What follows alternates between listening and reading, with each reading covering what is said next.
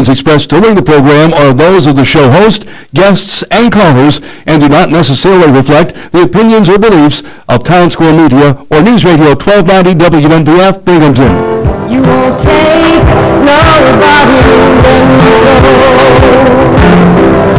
You won't take nobody when you go. You won't take nobody, but if you do ride like a rock, lead you to the sea when rivers flow.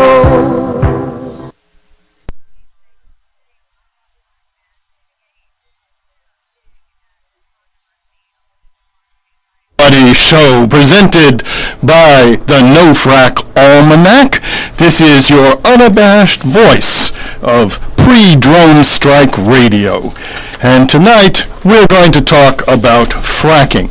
But before we get to the issue of fracking, we have to talk about the social context in which it occurs, and that's why I wanted to talk to you for a moment about drone strikes.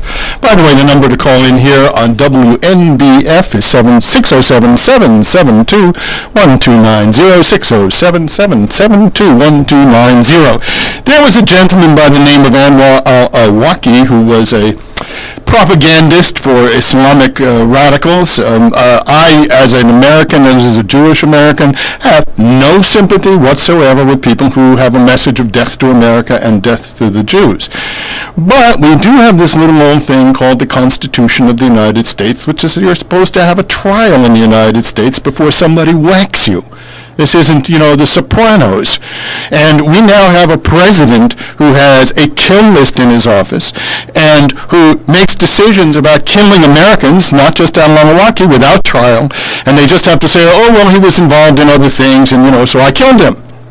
And this is supposed to be acceptable to us. But I'm in the same business, even though we may have 180-degree different views.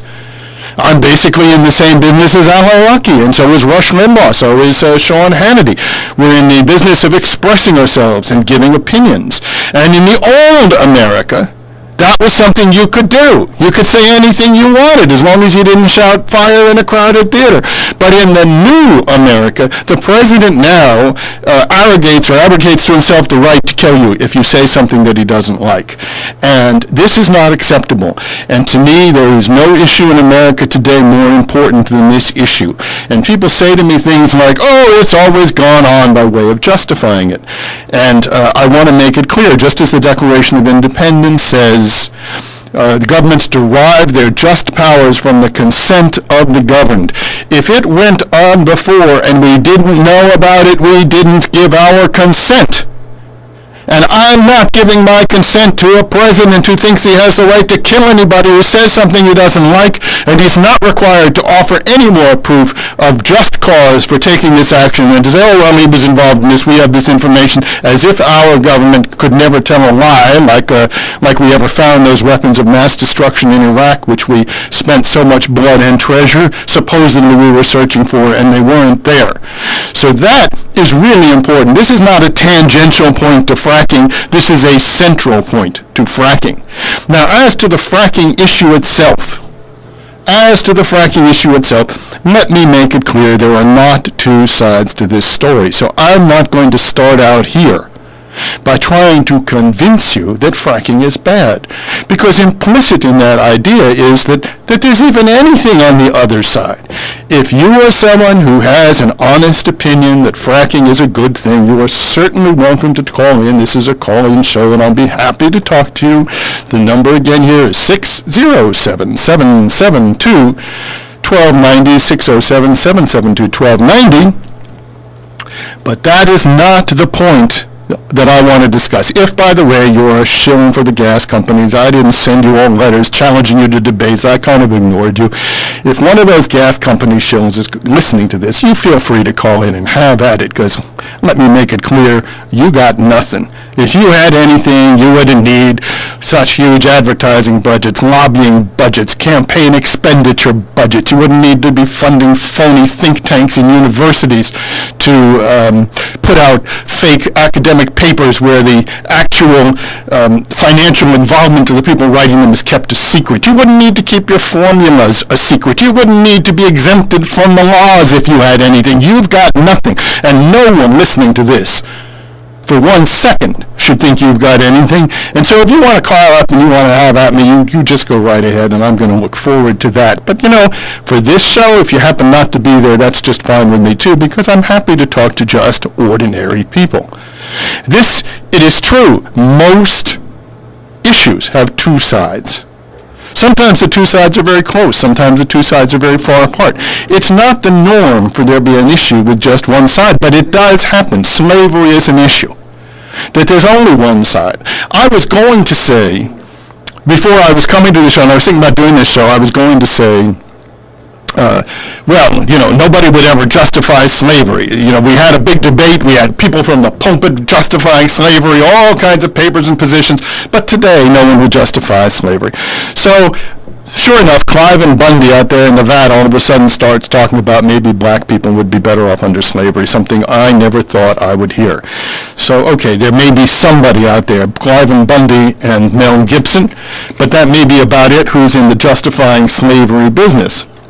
But I want to talk to you not about, fracking is bad, I'll answer your calls. I know people are calling and I'll be happy to talk to you, 607-772-1290. The more important issues about fracking are, number one, how do we stop it? How do we get rid of these people? How do we get them out of our country and out of the world? How do we put an end to this fracking thing and hold these people accountable? And as a way towards getting towards that, we have to be asking ourselves, where did this come from? How did we get it? How did this happen to us? In much the same way you have to know what is a disease if you want to cure it. So that's an important question. And so I want to address those questions, and I also want to address some of the philosophical absurdities of the pro-fracking position, not their evidence, which is non-existent, not their claims, which are ridiculous. I want to address their philosophy. And before I take calls, let me return for one moment to Clive and Bundy. Because if you people think out there that these anti-frackers, fractivists like I am, we don't know anything, I'm going to confess to you something I do not understand. I do not understand. Clive and Bundy gave the militia movement a bad name. I've actually had some dealings talking to people in the militia movement. I know it's a politically inopportune thing, but I'm not here to knock the militia movement. It's a movement that has its dangers, but there's plenty of movements in this country that have their dangers. The thing that's important to concentrate on right now is that the militia movement, just like many other movements in the country, is concerned that our freedoms are evaporating. Maybe the way they want to respond to it is not one that I would choose. I'm nonviolent. Maybe the way they have the issue framed is one that I'm not on board with entirely. But do I agree with them that our freedoms are under assault, that we're in danger of tyranny in this country? You bet I do. That's why I'm talking about the fact that the president thinks he has the right to kill me just because I'm speaking out. So, yeah, I agree with them about certain things, but here's something I don't understand. How can it be government overreach? How can it be, the big bad federal government? And I'm not justifying the big bad federal government. We can talk about that. But how can that be that all these people are picking up on it who were supporting, Rand Paul and Sean Hannity are supporting Bundy, and then they're backing off when they find out that he's, shall we say, got some other problematic opinions beside the mere fact that he wants to oppose the federal government. How can it be that you see, if you are a supporter of that, if you are of that mindset, how can you see the hand of tyranny in trying for the federal government to assert its hegemony over its own land on someone who's not paying his grazing fees, but you don't see the hand of tyranny when people's land that is their own, not the government land, is destroyed because the government and industry together with them, the government becoming the sock puppet of powerful industries, they now have the right to come on your land. Not on some neutral land, not on the government's land where you think you have a right to go. They now can come on your land. Fracking means putting down pipelines where they have eminent domain. They can come on your land. They can put a pipeline in reach of your house. I've seen it with my own eyes where if the pipeline blows up, It can take out the people in the house because they have no say. It's their land. How did it come to pass that you can see the hand of tyranny in the government reclaiming its own land, but you can't see the hand of tyranny in the government taking your land? What sense does that make? What sense does that make? And tyranny is the operative issue when it comes to fracking. Fracking is tyranny. We'll talk more about that, but I'm looking forward to talking to all of you, and I got a call the callers that I want to talk to. Those numbers again are it's one number actually, 607-772-1290 here on WNBF. Chip from Binghamton, welcome to the Nobody Show. I don't have Chip. Chip is gone, right? Okay, Chip, let's try somebody else. Oh, are they both? I only had Chip there, right? So there's no, okay, I had two notes that Chip was there. Sorry, Chip, I didn't get to you fast enough. But I wanted to talk and get some basic points out. Again, it's 607-772-1290, 607-772-1290. Now, there are, philosophically speaking, other bonkers doctrines that I don't understand among the pro-fracking crowd. Remember, I've already said there are no good pro-fracking arguments. There's only one, actually, that I respect, even though I don't agree with it. I certainly am sympathetic to desperate people who need to make money and they want to maybe lease. They might want to lease their land and make some money and get out of debt or whatever horrible situation they're in.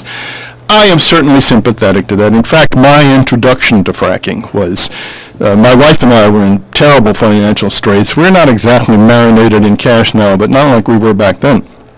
And there was actually somebody rooming with somebody we knew who was a landsman for one of the fracking companies. She wasn't trying to recruit people where we were. She was trying to recruit people somewhere else, but she was living in our area. That may or may not have been a coincidence. So I called her up and I said, well, what would be involved in our, making some money from leasing on land? And she gave me a spiel, and you can be sure it sounded pretty wonderful. And but being skeptical, I said to her, what would be, why would anybody be against that, by the way? And she said, oh, well, there are people who have environmental concerns. So, okay. I looked into the environmental concerns, and no matter how desperate we were, we never took another step towards that. That was the end of it. I've learned a lot more since then, too.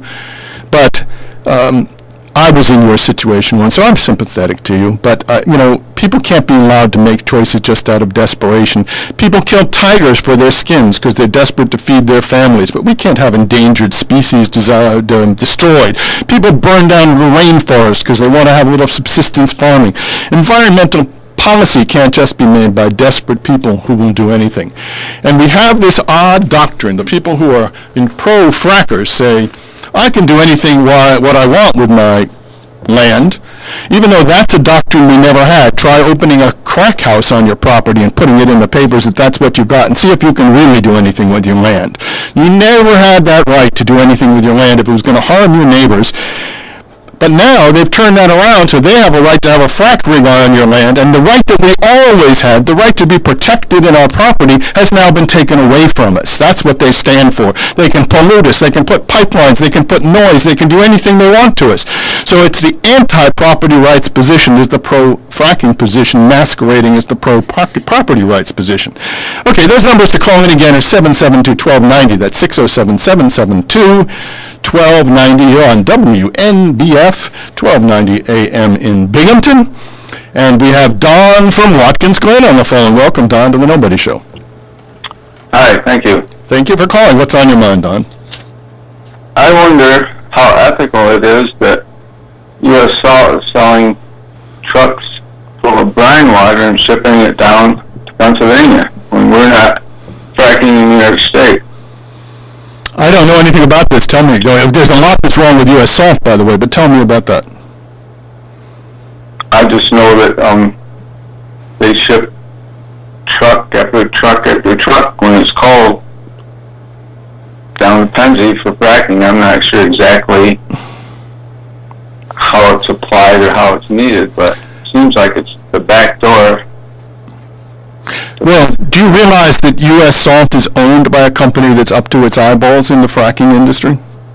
Yep, Crestwood. So that's probably an inexpensive way to get the brine. Yeah, I don't know anything about the shipping of the brine down there from there, but I do know that Crestwood, back in the days when it was Energy, Crestwood bought Energy. They've done little things like they were going to lay pipeline, and they went to the authorities. I don't have the references in front of me in Pennsylvania, and they said, we'll negotiate a fair price with all of the landowners, and we won't use eminent domain as a way of getting the land, unless it's a last resort, we're going to have a fair negotiation. And then, the instant they got the permission to proceed, they started using eminent domain on all the landowners, and it turned out that they had drawn up the papers well before and were deceiving whatever commission they were in front of. I've forgotten. They were just lying. And that's what they did. That's the kind of company they are. And as you may be aware, if you're in Watkins Glen, they want to build this salt cavern storage facility. These are the most dangerous kinds of facilities in the country for the storage of gas. They have they have the most catastrophic failures of any kind of gas storage facility, even though they represent only at most 7% of the gas storage in the United States. So there's no question that Crestwood is a bad company. But I don't actually know about the brine. What is your position on the fracking issue, Don? I think we need water more than gas. I am with you. I am totally with you on that, because basically we're making a substitution between water and gas. All right, well, Don, I want to thank you, unless you got some other question or comment that you want to make. No, I'm just curious about that, Brian. Yeah, I really wish I knew, but thank you very much for the call. And what I would say about one other issue about brine is that the issue that really worries me about brine is that they're now allowed to bring up brine from Pennsylvania, which is the the production water from fracking. And they're now being allowed to spread it on our roads. Anything that happens with this frack water is bad. So now it's water that's chemical laden, it's water that's got a higher radiation content than what we would normally see, sometimes many times higher. And if it's being spread on our roads, that means these poisons, these toxins will get into the runoff, into our groundwater, and there doesn't seem to be any real break on it. We see this stuff coming into New York in terms of landfills, in terms of drill cutting, which is the solid waste which comes up from Pennsylvania.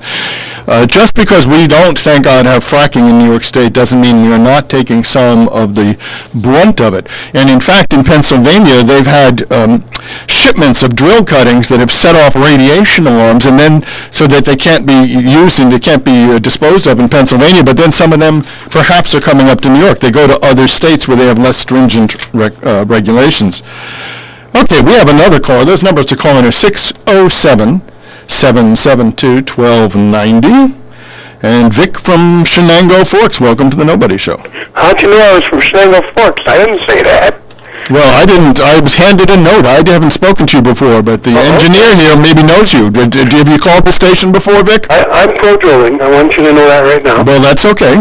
Okay, and I take offense to your statement that landowners are people suffering from hardship and want the economical benefits. I didn't say all of them. I said I have sympathy for the ones who are in that situation. Okay, well, some of them are, aren't they? Well, yeah, there are some who have lost their land because of the 6-year-long delay here. Right, and I am sympathetic to them. There's nothing wrong with being sympathetic to poor people. They don't need the sympathy from anybody. That's not what it's about. Well, what drilling here is about isn't just about a landowner making money off of natural gas. It's about my daughter who went to Iraq and got wounded. It's about thousands of other people who went to Iraq and lost limbs and body parts defending foreign fuel interest. Not our fuel interest, but foreign fuel interest. And it's just crazy for people to think that the landowners in New York didn't do due diligence looking and researching into this. Now, if you live next door to me and you got 10 acres and I got 50 acres and they want to put a well in and they choose my property, they're not going to go on your property. Them lights aren't going to be there for a long period of time. That truck traffic isn't going to be there all the time. It's a minor interruption to your life to serve the needs of the people here in the United States. Well, okay, but obviously, Don, you haven't really looked into it well, because most of the things that you say are either false or ridiculous. I'm sorry. How do you figure they're false or ridiculous? First of all, it's not your judgment to make what's a minor nuisance for somebody else. You don't have that right. People have that truck tracker, the light. Just a minute, I'll let you talk. They have the lights, they have the noise. That's not your right, Don, to tell them it's a minor nuisance and you've decided to sacrifice their welfare for something else. And second, it is just a factual mistake to think that this gas is in any way intended to benefit the United States. They're going for export licenses as fast as they can. The plan, obviously, I mean, this isn't anything obscure. You say you've looked into it, is to frack American communities with all the harms and hazards and disruptions and sell the gas abroad. That's the actual plan. Now listen, you're in control of the mic, so you can probably, and you might hang up on me anytime you want. But how can commerce, and that's what it is, commerce. Right now, we're only exporting less than 2% of our natural gas overseas.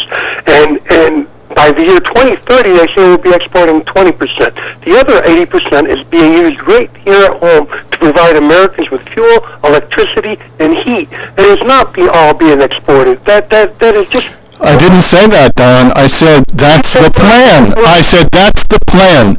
And what they do in these businesses, leaving off all of the environmental issues for just a moment, just in the business sense, you've been sold a bill of goods. The question of how much gas there is, quite controversial. The question of the economics of this, quite controversial. The reason that it isn't all being exported now is because we don't have the export terminals. But this is their goal. And when it gets exported, when the prices in Asia are 3 times what they are now, they want to lull everybody into converting to natural gas, so-called natural gas, while it's cheap, and then export it and jack up the price. That's what's going to happen, and people are being suckered into us. That's not any good thing. That's not what's happening. The commerce is that gets taxed as it exports to the United States, and it gets taxed as it goes into the other country. That's what drives the prices up, not the industry. That's all. Well, I'm not saying, look, they want to export the gas to a higher price area so they make more money. Simple as that. That means the price will go up. It's not going to be the cheap alternative, and people converting to it are going to be stuck with it. Never mind the environmental damage, which is a serious issue, the economics of it. And by the way, if you want to talk about patriotism, let's talk about patriotism, because this is a point a lot of people don't know, Don. In 1995, there was a company that sold neutron pulse generators to Iran. This was against the law. Neutron pulse generators can be used to trigger atomic weapons. What does that have to do with natural gas? Well, I'm glad you asked me that, Don. I'm going to explain that to you. And that's why I say I don't think you really know this whole story, because nobody who sells nuclear bomb triggers illegally to Iran is any kind of patriot who loves America. There can't be any disputing that. And who was it who did that? It was Halliburton. We don't put these corporate criminals in jail. They got fined $3-point-something million. They got a slap on the wrist. They did that in the mid-90s. And it was the same time they were developing this great patriotic blessing fracking. So everybody who's a pro-fracker should realize that fracking was developed in the 90s by the same people selling atomic weapon triggers to Iran. These people are not patriots, and they don't give a damn about the United States. Any good that's done for the United States, which won't be much, is incidental to their plan. Well, that's why we have to have government intervention and not private citizen intervention. The government needs to intervene with the rules and regulations, and they do. And if they were breaking the law and they were fined, that's what happened. They broke the law and they got fined. And Halliburton does not represent the United States people. Halliburton represents Halliburton, and I'm sure you agree with that. So it's not the people of the money. It's not the farmers out here that sold them nuclear weapons or triggers. It's not us that did it. So why are you holding us to Halliburton standards? I'm not. I'm saying... You just didn't agree. I'm saying that, Don, I'm saying those of you who think this is a patriotic thing, you should understand this great patriotic thing was put forward by people who sold neutron pulse generators to Iran. There was never a patriotic moment in fracking, not one, and there isn't today. You may think it's in the interest of the United States, but I just think that makes you poorly informed. And that makes President of the United States poorly informed. You bet! Actually, it doesn't make him poorly informed. You know what it makes him, in all honesty, Don? It makes him a shill for the industry. And one of the interesting things that I find, which you may not be, this may not apply to you, so I have no idea what your politics are beyond the fact that you're pro-fracking. But there are a lot of people out there who will denounce President Obama. You will find that on the right wing. You will find that on the shows that are played on this station with Hannity, with Limbaugh. Those are the shows that will denounce Obama at every turn. And by the way, I'm happy to denounce Obama myself. I don't like him, maybe for different reasons. But when it comes to fracking, and he, who lies constantly about things, and he says, oh, clean natural gas and all of that, well, then you will say, well, Obama said it. This is the same Obama they've been denouncing 24/7 for years. And all of a sudden, oh, Obama's for natural gas. That makes it like God said it. That's crazy. It's not just Obama that's for it. Lisa Jackson's for it from the EPA, even though she retired. Chu's for it. Let me ask you a question. Go ahead. Natural gas, what? I mean, that was asked on the Hannity show, right?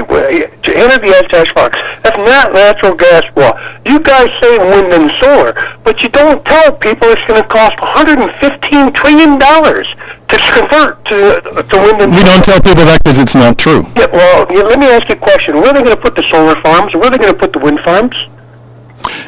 Actually, sir, I would prefer a more decentralized grid. And what's happening now, by the way, is that the price of... my question before you go into another spill. I'd like to know where they're going to put the windmill. I'm answering your question. You're making the assumption that we need to have these centralized farms.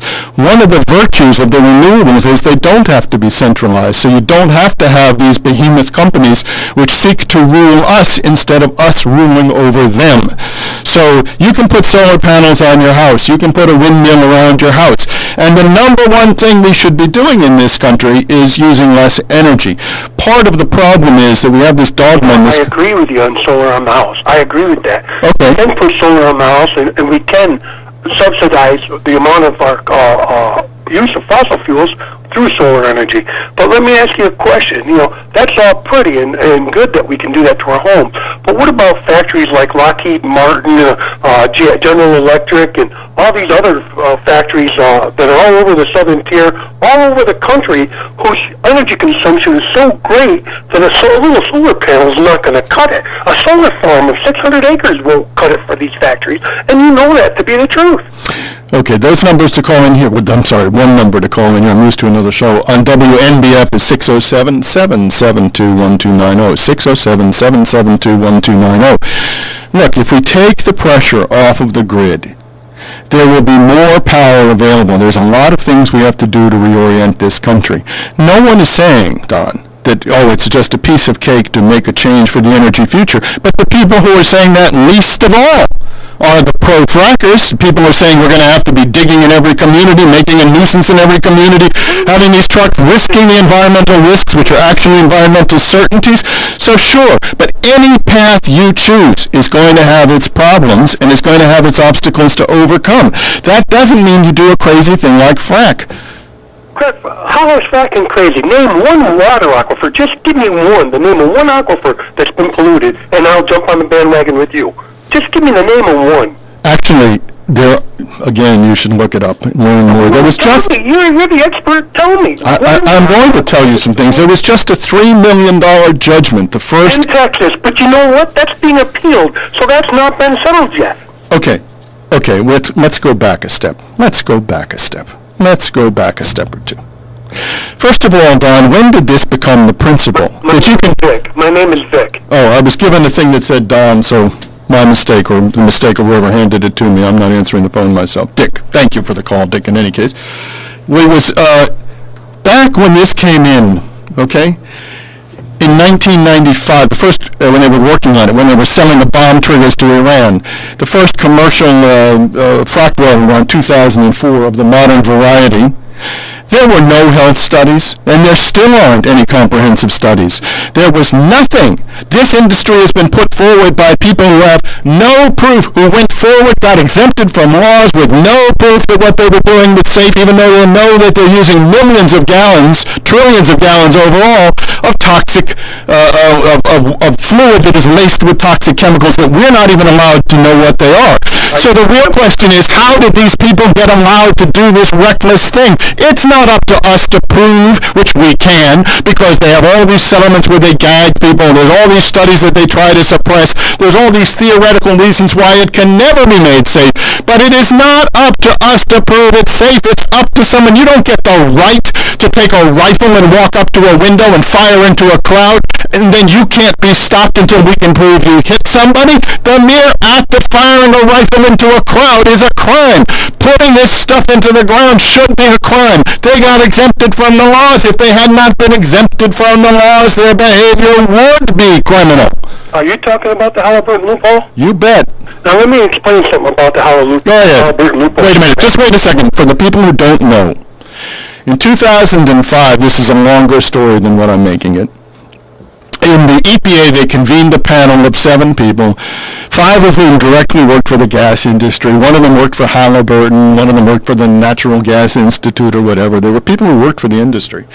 And they concluded in this panel, on the basis of really I don't know what, but it couldn't have been much, that while fracking could never pose a risk, and using this fig leaf and maybe some other fig leaf, fracking was exempted from the Clean Air Act, largely the Safe Drinking Water Act, the Clean Water Act, NEPA, which is the Superfund Act, all of these kinds of things, so that if those acts were enforced, the laws were in force, there would be no fracking today. They could not do it without having pushed this through at a time when nobody even knew what fracking was. So go on. That's the background, Dick. What do you want to say about that? I want to talk about the Halliburton loophole. That's what it is. Go ahead. Just give me a second to talk about it. Please. Because you took yours. Halliburton loophole is not real. In 2005, 2 senators from California put a bill into Congress to do away with the federal oversight of fracking. And the reason they did that, and the argument they made on the floor, was that there's no need to do it at the federal level because every state that's drilling is doing it themselves better than the federal government can do it. So why be repetitious of the fracking industry? Why should we repeat what's already being done at state level? And by Do you believe that, Dick? Do you believe that? Are you serious about that? By admission of the federal government, the states were regulating it better than they were. Oh, yes, and you're somebody who believes everything the federal government tells you? Well, apparently everything you're talking about, you believe. Again, I believe what I want to believe. Well, you believe when the federal government says this is going to be well done by the states, you believe that? Yeah, look at New York. I'm going to thank you for the call. I do thank you for the call, Dick, but you're now treading in territory that's too silly. Thank you for the call.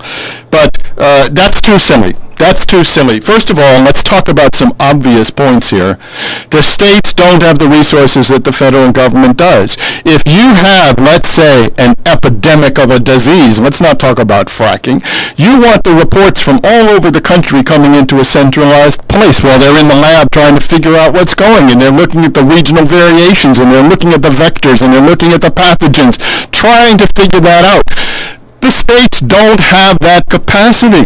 The states can maybe, and I would question how good a job they do and how capable they are of doing it. You want to say, oh, the feds say they can do it. Well, the feds are backing off because they're pressured by the industry. But whatever, it should be transparently obvious that the states can't do the same job that the federal government can do.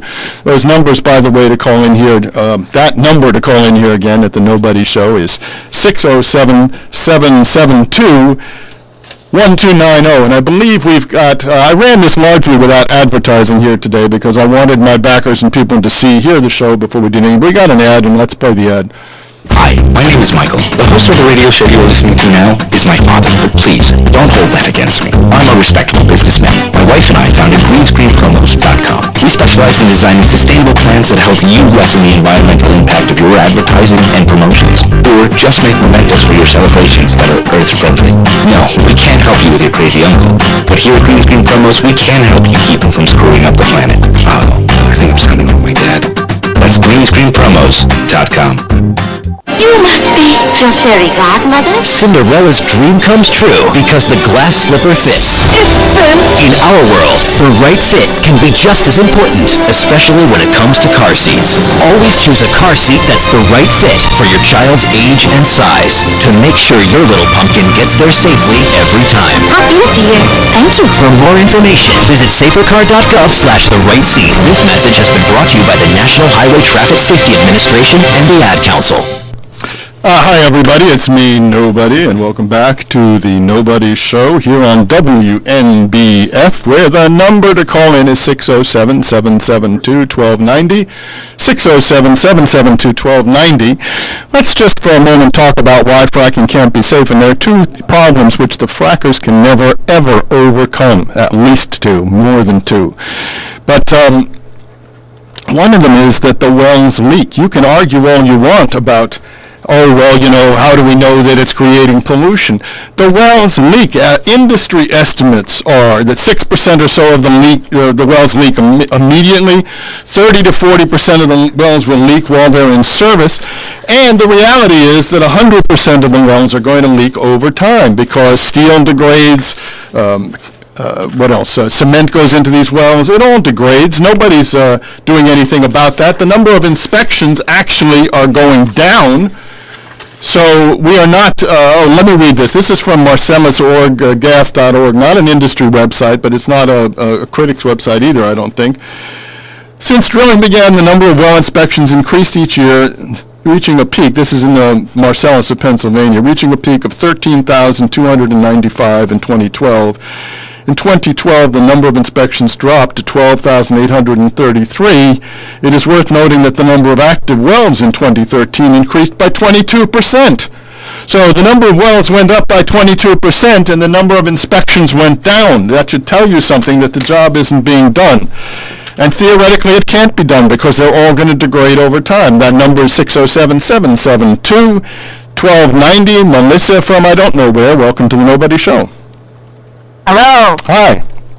I have a question about the gag order on the doctors in Pennsylvania. I wonder if that gag order is still on, because I work in the healthcare field.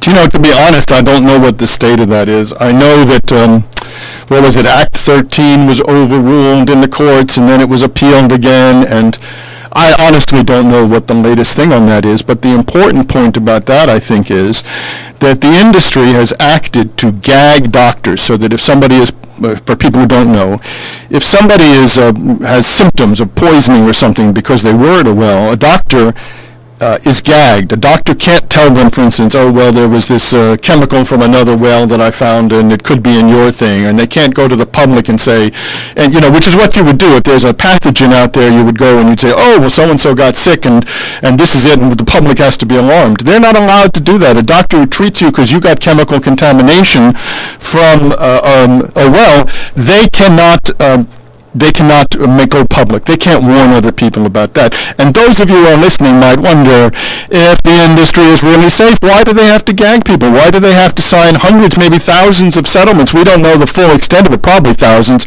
of people who've complained about pollution where they're paid off and then gagged because they won't get money. And remember, people are desperate in a lot of ways in this country. They get money only under the condition that they don't talk about what happened to them. Melissa, you still there? Yes, that was exactly what I was thinking, is why do they have to tell doctors to gag, not to say anything about it if they're totally, if there's nothing wrong. Well, obviously, and if there's nothing wrong, why can't they reveal their secret formula? Why can't they tell us what's in frack fluid? To this day, people are defending it as safe when we don't even know what's in it. It's not safe, otherwise they would tell us. I think that's the obvious conclusion. Isn't that it's like to go back to that, you're up there and you're firing a gun into a crowd and you say, oh, don't worry, it's blanks, but you're not allowed to inspect the gun to know what's actually in the chambers of the gun. If somebody was really firing blanks, don't you think they'd want you to know that to allay your fears? But no, the industry does not take that position. Right. Well, I have a client who told me she was not the person who was injured by the fluid that they put on the road. One of her acquaintances was riding his bike on a Sunday afternoon and made a spill on the bike and skinned his knee, and it had a little scab on the knee, and went home. An hour later, he was like very, very sick. He had to go to the emergency room, and the doctors couldn't find anything wrong with him. And then he said he noticed the scab on his knee, and he said, "Where did you get that scab?" And the guy said, "I was riding my bike. I fell and I got skinned my knee." Yeah, there was a case of a guy who fell into a vat of something or other at a frac site, a retention pond or something. He was taken to a hospital, and the nurse who walked into the room with him started getting symptoms because he reeked of the chemicals. That's how bad it can be. And yet, we're not allowed, there's no health study. No health study. There's never been a comprehensive health study. Millions of gallons of toxic fluids everywhere, no health study, because the welfare of the people of the United States does not matter to this industry. Melissa, I'm going to thank you for the call very much, and thank you for calling into the Nobody Show, where the number is to call here at WNBF at 772-1290. That's 607-772-1290. Let me read you a couple of quick quotes here.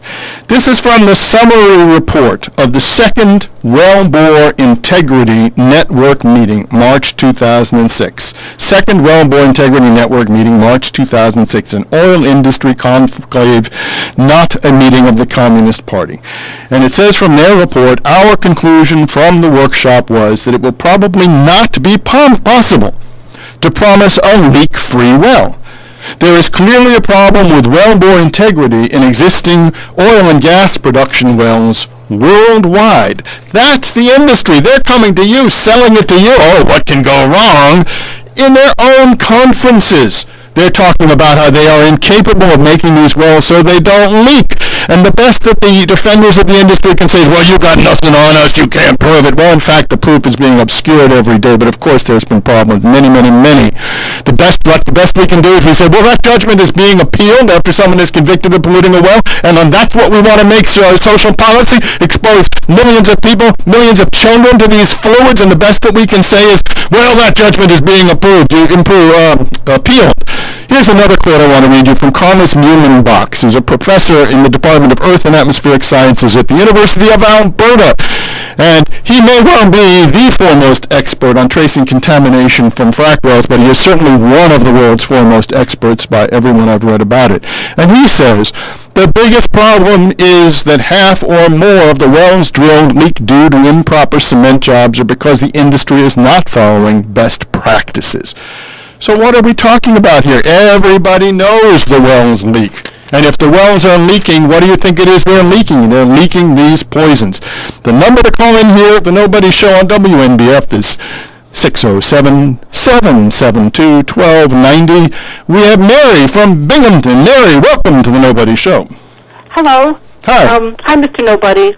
I just wanted to mention and make a statement, and then I'm just going to hang up and let somebody else talk. But I know that natural gas drilling in PA has helped to keep heating prices stable during this very hard winter for the poor and for the elderly on fixed incomes, and I'm just so happy for them and know that this can be done safely. And New York State is top as far as learning how to regulate and keep any energy development safe.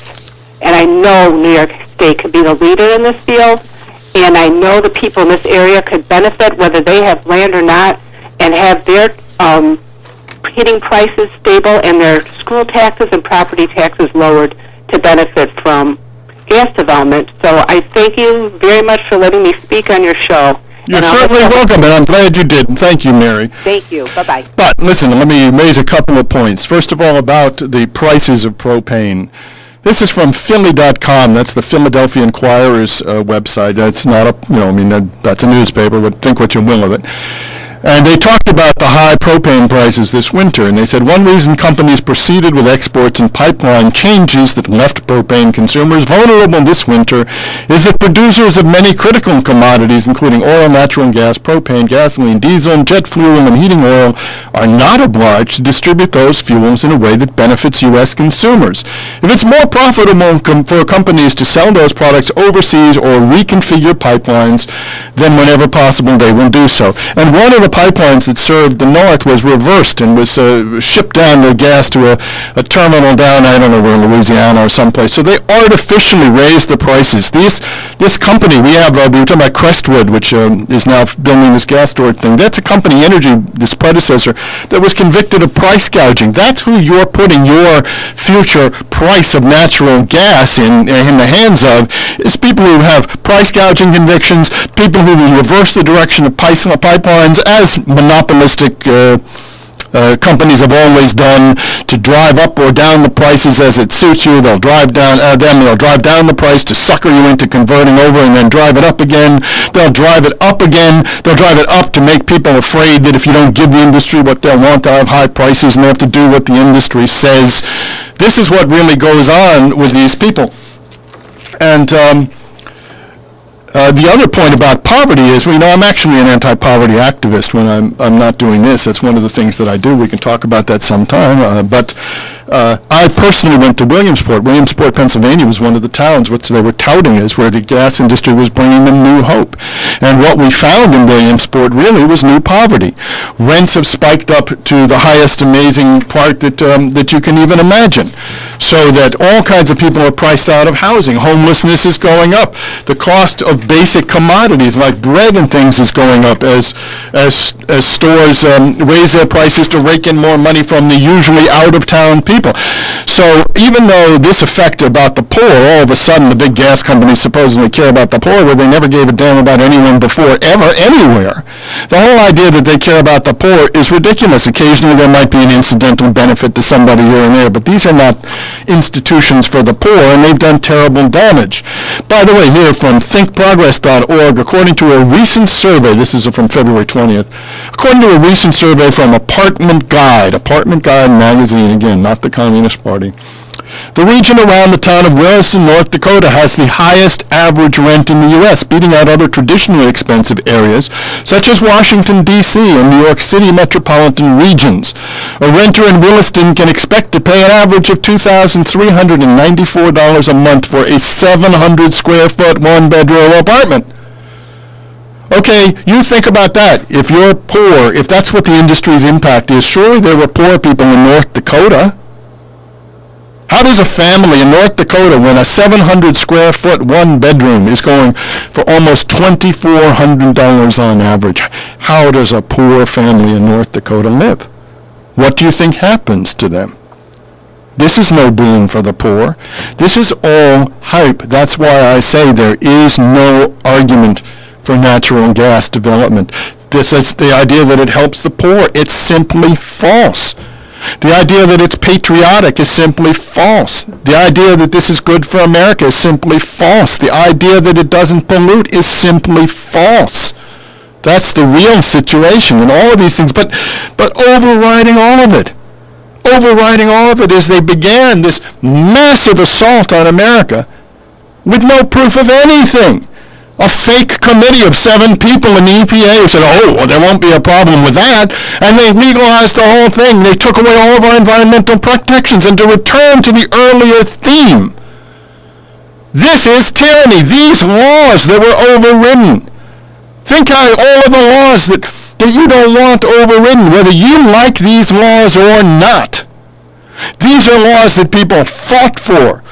These are laws that were passed by Congress. These were laws that people worked for decades to get clean water and clean air, and they were gone in the wink of an eye, and nobody even knew it had happened. Nobody understood it because in 2005, nobody even understood the issue. Nobody knew what fracking was. Well, think about that for a minute. What if you woke up one day and the laws against child slavery were gone? Or to go back to this Clive and Bundy, what if the laws against slavery disappeared overnight? The voting rights are under threat all over this country now for a lot of reasons. But what if you just woke up one morning and black people weren't allowed to vote anymore? Somebody just decided it. There was some report in Congress, and it said, well, black people shouldn't have the vote. Clive and Bundy says so. And you woke up in the morning and black people couldn't vote. How do you think that's going to go down? People died for those laws. People fought for those laws. And somehow a big industry comes in, and when nobody knows what's going on and when our backs are turned, the laws are all of a sudden that are designed that we fought for to protect us are gone. What does that mean? What does that mean? This is the abrogation of the rule of law. This is tyranny. That's what I don't understand about you people who are the pro-frackers. How do you not see the hand of tyranny in fracking? They can override our laws. They can buy off our politicians. They can impose any kind of restrictions on us they want. They can finance any kind of fake science, and they don't have any science. The best that even a proponent can do. Oh, well, you haven't got nothing on them. You can't prove anything. Well, people can prove things. People can prove things. There's cases all over all over the place. And the fact that you can hire some shill to dispute every one of them doesn't mean there's no truth to them. So, this is what we're allowing in America. This is what we're allowing. We're allowing these industries to run roughshod over us. This is our country, and we need to forge a new consensus, those of us who love our country. I've got no problem with discussing policy with people who I disagree with, but we have to get back. I talked to a guy in Ohio, and by the way, when I was out in Ohio when fracking first came in. So a lot of people didn't even know what was wrong with it. And the people who were outraged about fracking were the people who were making money from it. They were the landowners. They were the people who had seen how the company behaved. There were lawsuits out there about the landsmen had lied to people, maybe used deceptive practices. There are people in Pennsylvania who are complaining that Chesapeake is cheating them out of royalties. And that's one thing that has to be remembered. We're not on an even playing field. If you look at the two sides to this dispute, one side has a criminal record. And it's not just selling atom bomb triggers to Iran like Halliburton did. What do you think? I mean, the oil industry polluted vast swaths of Nigeria, vast swaths of Ecuador, where they had a $17 trillion judgment, which is contested, so I guess you can say it means nothing, against Chevron, which is the successor company to Texaco, for polluting them. You may remember, some of you, that Ken Saro-Wiwa, a playwright in Nigeria, was executed because he had been fighting against Shell, and they trumped up some charge against him. That number to call in here on WNBF, the Nobody Show, is 607-772-1290, 607-772-1290. And maybe we should play, let's give that ad. It's my son's ad. I want to give it one more play here. Hi, my name is Michael. The host of the radio show you're listening to now is my father, but please, don't hold that against me. I'm a respectable businessman. My wife and I founded greenscreenpromos.com. We specialize in designing sustainable plans that help you lessen the environmental impact of your advertising and promotions, or just make mementos for your celebrations that are earth-friendly.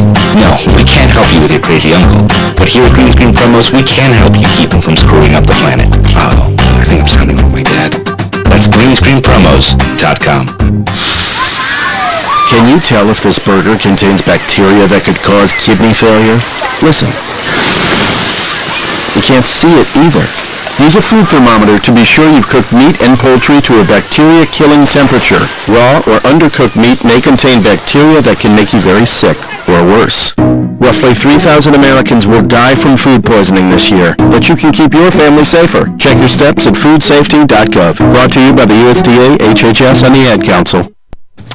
Hi, everybody. It's me, Nobody, back again. By the way, Nobody is the name I've used on the air for more than 20 years. It has nothing to do with this issue. And here, when we're doing this edition of the Nobody Show on WNBF, the number to call in is 607-772-1290, 607-772-1290. And let me give you some contact information and stuff. If you want to contact me after the show, sorry, girls, I'm married, but if you want to contact me for any other reason, contact Nobody at yahoo.com. You can write to me at contactnobody@yahoo.com. Also, I'm the editor and publisher of the No Frack Almanac, and you can read all of the editions of the No Frack Almanac at nofrackalmanac.com. You can also contact me through that website, nofrackalmanac.com. And by the way, I want to announce a little contest, because we did 6 issues of the No Frack Almanac. I'm very proud of that work, and I think it's pretty meticulous. But one big error did show up in one of the stories. And we didn't ever correct it because by the time we realized it, we weren't publishing another issue. I don't know if we'll ever publish another issue. We may, but we've done 6 of them so far. So there actually is one error that I am embarrassed by. I have to say it doesn't affect the actual meaning of the story, but it's an error of fact that embarrasses me, that it slipped in, and I would have planned to print a correction as newspapers routinely do. But if I do this show again and somebody catches that error, I will give you credit on the air for catching that error, because it's not like there could never be an error in a thing that I do. There was, I have to admit it, but I think you'll find the paper pretty meticulously researched. All of this stuff, by the way, they went after poor Josh Fox. And here was one of the things that they said about Josh Fox, who's no political radical, that's for sure. They said about Josh Fox that you could always light faucets on fire. He had this thing in there about, there were, a picture of showing somebody lighting a faucet. And what was the industry's big defense against this? This shows you how pathetic the industry's ability to defend itself is, how meaningless their things are. Picked up by Hannity, picked up by others. This was their line of defense. Well, you could always set faucets on fire. This is like looking at a murder victim and saying, well, people always die. Josh Fox correctly said, yes, there were always faucets you could set on fire, but they're not proving that this faucet that I'm showing was one you could always set on fire. The point is, there are now faucets you can set on fire that you didn't used to be able to set on fire. That was the real issue. And this, going back to you have no proof that it does damages and so forth, which is ridiculous, this was their big defense. Well, you could always set faucets on fire. It doesn't prove a thing. The industry has nothing except its ability to impose its will on us. And so you talk about Obama. Well, actually, before I go back to that point, let me go to another point, because I want to return to Clive and Bundy. I started this by talking about this as the new America where the president thinks he has the right to kill us, and he's starting to get away with it. You may have noticed after that Clive and Bundy thing, Harry Reid started talking about this is terrorism. This is something that unites whatever movement Clive and Bundy represents, and I don't like Clive and Bundy, let me be clear. It unites that movement with the fracking movement in a way, because the FBI Joint Terrorism Task Force is currently investigating the fracking movement. So in the old America, the one we learned about in civics class, the one where people have freedom of speech and things like that, okay, you could have said Harry Reid, he's mouthing off, he says it's terrorism, and you might agree with him, you might disagree with him, but that's all it is. He's a politician saying something. But that's not in the new America what's really happening. Because one of the other bad things that happened in America was, in addition to the president having a kill list in the Oval Office, one of the other bad things that happened is that a couple of years ago in the National Defense Reauthorization Act, I must say, spurred on by some of the Democrats, everything I'm talking to you about is bipartisan. I'm opposed to bipartisanship because the worst things they do, like the Patriot Act and shipping our jobs overseas and the Iraq War, the worst things they do on a bipartisan basis. So gridlock is far better. And if there's anybody listening to this who thinks that the Democrats and the Republicans are doing a better job of representing this country, then I think that's less likely to be heard from than somebody who is in favor of fracking. So in the National Defense Reauthorization Act, they included this, that the president can order the Army out and round up people with no trial and hold them forever, and the excuse has to be that the president just has to say that in some way they're supporting terrorism, and there's no restraint on that. The president just has to sign off on it, and he just has to say it. So when politicians now in the new America start agitating about these people are terrorists, it's creating public acceptance for the conditions in which they can disappear these people. They can just take them. I'm not saying they will with the militia movement. I'm not saying they will with the fracking movement. But this is the problem with America in the year 2014. The president thinks he has the right to kill you, and he has the right to send the army out after you with these little things that, oh, you're some kind of a terrorist. Well, let me tell you, again, these things. You can write to me. I'm running out of time at contactnobody@yahoo.com. You can read my newspaper at nofrackalmanac.com. We're running out of time. I've barely scratched the surface. I'd love to do this show more often. Believe me, I'm not going to run out of things to talk about. This is really, most of the people I have met in the anti-fracking movement are wonderful people, bright people, gutsy people, whatever, but they're not people as they're often accused of people who have an agenda. I'm somebody who has an agenda. I'm what the movement is accused of. I have an agenda, which is that everybody in America should be able to eat, everybody in America should have a roof over their head, everybody in America should have medical care, everybody in America should have access to education, and everybody should have freedom in this country. We shouldn't have any more wars under false pretenses. Our soldiers should only be sent into harm's way when the real defense of this country is at stake and not the lies of politicians. That's the America I want. That's my agenda. And I wish I had time to take more calls on that, but that's my agenda. That's the agenda of an anti-fracker. And this, the only thought I wish to leave you with, and I wish I had more time, but I hope we'll have a chance to do this again. Fracking is tyranny. If you don't see the tyranny in fracking, you aren't seeing it. I'll conclude, as I always conclude the Nobody Show, with a paraphrase of Ben Gurion. If you don't believe in miracles, you're not a realist. Let's get realistic about fracking. I'm Nobody. Good night.